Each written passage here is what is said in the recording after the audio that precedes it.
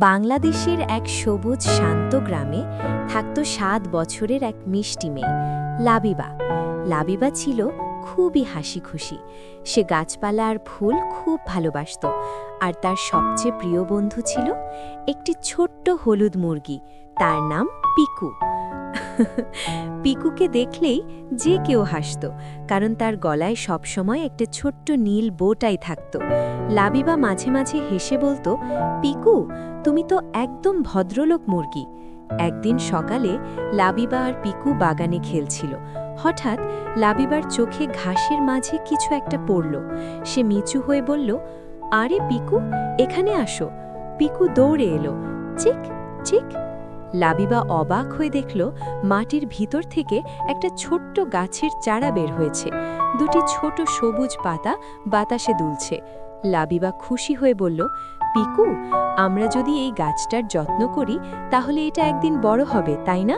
পিকুর সঙ্গে সঙ্গে ডানা ঝাপটালো। চিক চিক।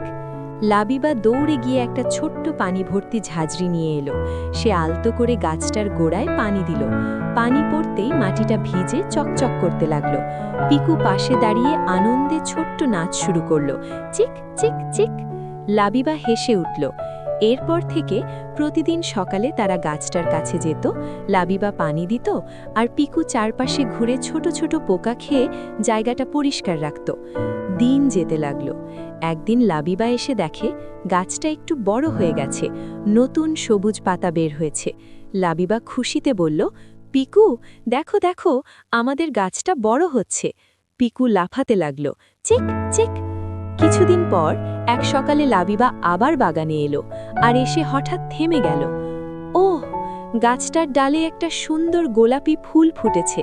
সূর্যের আলোতে ফুলটা ঝলমল করছিল। লাবিবা খুশিতে তালি দিল। ইয়ে!